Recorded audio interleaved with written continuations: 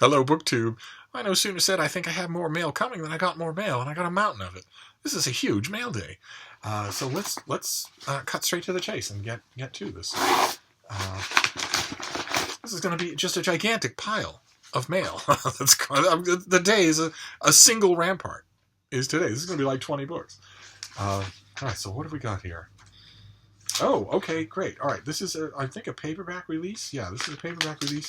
Comes out in July. And this is the second book. I think I asked for the first one. Well, I think we saw the first one on this channel. This is Paul Koutsakis. And this is, I don't know if I can show it to you, Baby Blue. This is Baby Blue. And it is the second book in the Stratos Gazis series, the first of which was Athenian Blues. Stratos Gazis isn't a hitman. He regards himself more as a caretaker, taking care of problems that people want solved. But first, his meticulous research must show him that the targets deserve their fate. You remember that? Maybe you don't. I have 10,000 videos. Blue-eyed orphan Emma hires Stratos to find the killers of her adoptive father, an investigative journalist. Blind since the age of 8, Emma nevertheless earns money on the street through her talent for sophisticated card tricks. And as Stratos delves into the case, he begins to uncover darker and darker layers of crime and corruption, and to draw closer to people who will stop at nothing to protect their interests. And this is the thing that struck me about the first one. I read the first one and I liked it, and the thing that struck me about it was the wonderful portrait of Athens, of contemporary modern day Athens. No Greek vases, no falderall about the Pantheon or anything like that. Just or the Parthenon. Just the modern city, the city where lots and lots of people live. I don't know how they live there. It's my own time there. I remember mainly because it was as hot as a skillet where you would cook food. It was that hot, but I guess people do. So let me know if any of you live there. That would be great. All right, so Baby Blue. So we have a murder mystery to start things off. What have we got here for?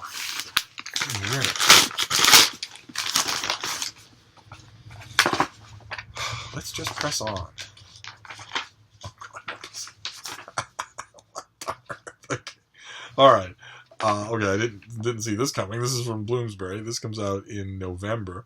This is Statesman as Artist, Churchill, edited and introduced by David Cannadine, who's one of my favorite living historians. But what does that mean? He doesn't write it? Oh, no, it's a collection of essays. An entirely new perspective on Churchill and his paintings, complete with essays by Churchill himself, some of which have never before been published. Across almost 50 years, Winston Churchill produced more than 500 paintings. His subjects included his family homes at Blenheim and Chartwell, and evocative coastal scenes, as well as still life pictures and an extraordinarily revealing self-portrait, painted during a particularly troubled time in his life. In War and Peace, Churchill came to enjoy painting as his primary means of relaxation from the strain of public affairs. And this is a collection of essays on Churchill as a painter. I tell you, I love my job. All right. Okay. All right. So the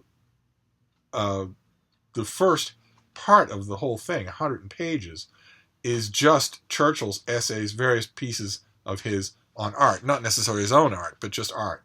And then part 2, also 100 pages, is just about Churchill's art by historians. So that's a fascinating idea.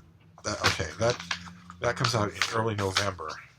Okay, Church, the Statesman as Artist. All right, all right. Let's move on. What is this next one? Oh, this is going to be an entire pile of books in one day. Okay, well, fine by me. Okay. All right, this comes out in August. This is by Michael Pembroke, and it is Korea, Where the American Century Began. There's one part of that cover I don't like. Michael Pembroke is a writer, historian, and naturalist. The author of the acclaimed historical biography Arthur Phillip, sailor, mercenary, governor, spy, and he lives in Sydney. And this has a blurb from Noam Chomsky, no less. This is an insightful look at why the Korean Peninsula has become the nuclear flashpoint it is today. Unless you know the history, you cannot see the future. In late 1950, the U.S.-led invasion of North Korea failed, and for the next 3 years, the United States relentlessly bombed the North cities, towns, and villages. The Korean War was the first of America's unsuccessful military interventions post-World War II, and its first modern conflict with China. It established a pattern for the next 60 years and marked the true beginning of the American century, opening the door to ever-increasing defense expenditure and creating the dangerous and festering geopolitical sore that exists in Northeast Asia today. That's kind of thought-provoking. Interesting. Okay. All right. Fantastic. So I want to read this right away. It doesn't come out until the 1st of October, until mid-August, so I don't think I can justify reading it right away, but I want to. That's fascinating. In my mind, of course, as you've seen in these videos, what I do automatically with something like that is try immediately to come up with a reason to knock it down. And instead, I'm thinking, there might be something to that. That might be worth... okay. All right, let's... all right, serious history. Good. Oh my, more serious history. Wow. Okay. All right, this comes out in November. This is Robert Lyman's Under a Darkening Sky, The American Experience in Nazi Europe, 1939 to 1941. Wow. Okay, great. More history. That's fine by me. Take a look at that there. A poignant and powerful portrait of Europe in the war in the years between 1939 and 1941, as the Nazi menace marches towards the greatest man-made catastrophe the world has ever experienced. Robert Lyman's Under the Darkening Sky focuses on a diverse group of expatriate Americans. Told through the eyes and observations of these characters caught up in seismic events, the story unfolds alongside a war that slowly drags the reluctant United States into its violent embrace. Okay.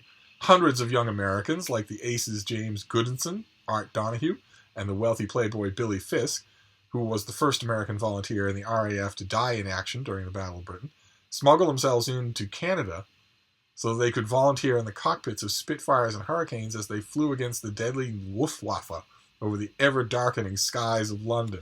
So, okay, so despite the subtitle, The American Experience in Nazi Europe, 1939 to 1941, it sounds like this is going to concentrate on a group of flyers. So, and that must be why they're on the cover. All right, okay. Fantastic. All right, so this is more history. All right, so this comes out in early November. This is a very sweet tooth email for Steve. Let's see. Let's keep going. Let's see if we can keep this streak up. That'd be great. Oh no, here's a novel.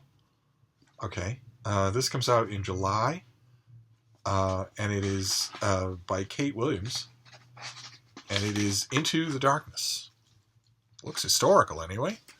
Let's see what we have here. Here we go there. Kate Williams' Into the Darkness, the scintillating third novel in the Storms of War trilogy. Oh, okay. I read the first one and very much liked it. Finds Celia in the glittering new city of 1920s New York, hunting for her son Michael, who was taken from her at birth. In her desperation to find him, she turns to the valiant girls of the underground Flapper Army and a runway boy who knows New York inside and out. While in New York, she reconnects with Jonathan Corrigan, the best friend of her long-dead brother, and falls in love. And this is set during the Great Depression. Okay, so I read... what would it have been? The Storms of War would have been the first one. Yeah, I read The Storms of War, and I very much liked it. I don't think I ever read the second one, though. I'll have to see if someone will send me the second one so I can catch up on. Great, all right. All right, well, it's an author with a proven track record. That's good. Let's move on here. Oh, good Lord. All right, this is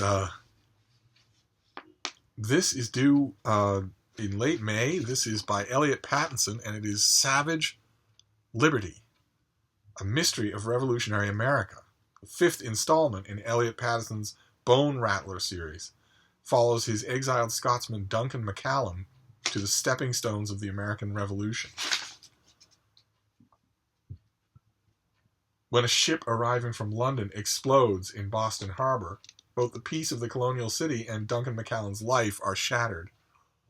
Summoned by his new friend John Hancock to a beach awash with the bodies of victims, Duncan discovers that the ship was deliberately sabotaged, apparently to cover the theft of French agents provocateurs of a secret document being carried to the Sons of Liberty. Hancock refuses to let him take his evidence to the authorities, for this is 1768, and the intrigues of Hancock and the Sons might set the colonies ablaze. Duncan relentlessly pursues the truth, only to be falsely charged with treason and murder. Huh. Okay, so this is 1768. Right in the run-up to the Revolution. Right, this is from Counterpoint Press. Oh boy. There's one book after another that I just want to read right away. I'm going to have to make some prioritizing decisions for this week. All right, let's see here. Let's see what this next one is.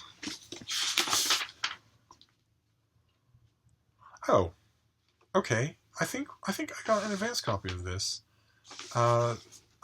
This is due in early May. This is Side Life, by Steve Totongi, who studied fiction and poetry while completing a BA in anthropology at Stanford. And his previous novel was called Join. And this one, Vin, a down-on-his-luck tech entrepreneur, forced out of the software company he started, takes a job house-sitting an ultra-modern Seattle mansion whose owner has gone missing. Then he discovers a secret basement lab with an array of computers and 3 large, smooth caskets. Remember this? We saw the advanced copy of this. Inside one, he finds a woman in a state of suspended animation. There is also a dog-eared notebook filled with circuit diagrams, beautiful, intricate drawings of human parts, and pages of code. When Vin decides to climb into one of the other caskets to see what happens, his reality begins to unravel, and he finds himself on a terrifying journey that asks fundamental questions about reality, free will, and the meaning of life. And of course, the rant that I went into when we first saw this was that, of course, you wouldn't. You wouldn't do that. You wouldn't get into one of the other caskets to see what happens. That only happens in novels. But I guess you wouldn't have a book without it. So then we'll move on to these cardboard things, and then we'll be done with mail for today. Good Lord, that's just as well. It's like 20 books. What is this? Okay. That's odd. Didn't request this. This is due in May. This is by Richard Paul Evans, and it's called Review Copy Not for Resale. Simon & Schuster is pleased to present Review Copy Not for Resale, the second novel in the New York Times best-selling trilogy from beloved storyteller Richard Paul Evans about a man on an inspirational pilgrimage across Route 66 to find his way back to himself. Chicago celebrity and successful pitchman Charlie James is supposed to be dead. Everyone believes he was killed in a fiery plane crash. But thanks to a remarkable twist of fate, he's very much alive and ready for a second chance at life and love. Narrowly escaping death has brought Charlie some clarity. The money, fame, fast cars, none of it was making him happy. So this is going to be more of the kind of extremely low-calorie treacle that Richard Paul Evans has made into a career. And I confess I've never found it entertaining. I've never found anything he's written entertaining. But maybe Review Copy Not for Resale will be different. I don't know. There's some fine print on the cover, but nothing nearly as big or as outstanding as that, so I'm assuming that's the title of the book. And then the last one here, another one of these cardboard things. What have we got here? Oh, look at that. Okay. Okay, this is early May. This is, have I already got this before? This is Joseph Crespino's Atticus Finch, the biography, with the subtitle being Harper Lee, Her Father, and the Making of an American Icon. That's all that this is about. In this book, Crespino tells Atticus's story from his origins in the life and examples of Harper Lee's father to his evolution in her 2 novels, the adaptation of the film version of To Kill a Mockingbird, and his public reception during the critical years of the Southern Civil Rights Movement. Harper Lee famously described To Kill a Mockingbird as a love story pure and simple. But with the discovery of the second book, Go Set a Watchman, we know how she came to write that story, and to construct the character of Atticus, the source and object of that love was anything but simple. Wow, so this is a sort of a fictional biography. Interesting. Okay. All right. Well, there you... Oh, no. No, okay. Yes, that was just an extra package. All right, so... Good Lord. Okay, so this is it for mail for today. So Savage Liberty, Atticus Finch, fictional biography of Atticus Finch, The Statesman as Artist, Churchill, which the main interest, I would think, for me, I don't know, well, maybe the people who are conscripted into writing will prove me wrong, but the main interest for me will be reading Churchill's book, the Churchill stuff himself, his essays on art. Then Korea by Michael Pembroke, a new study about the crucible of Korea for American history. Under Darkening Sky, American Airmen in Nazi-occupied Europe. Then Side Life, don't get into the experimental casket. Into the Darkness, the third book in a historical fiction trilogy. Review copy, not for resale, the new book by Richard Paul Evans. And Baby Blue by Paul Kousakis, a murder mystery set in contemporary Athens. Good Lord. That's a lot of books. I'm going to wrap this up for now and let you go. I've got a lot of organizing to do. But I'll see you soon. Thank you, BookTube.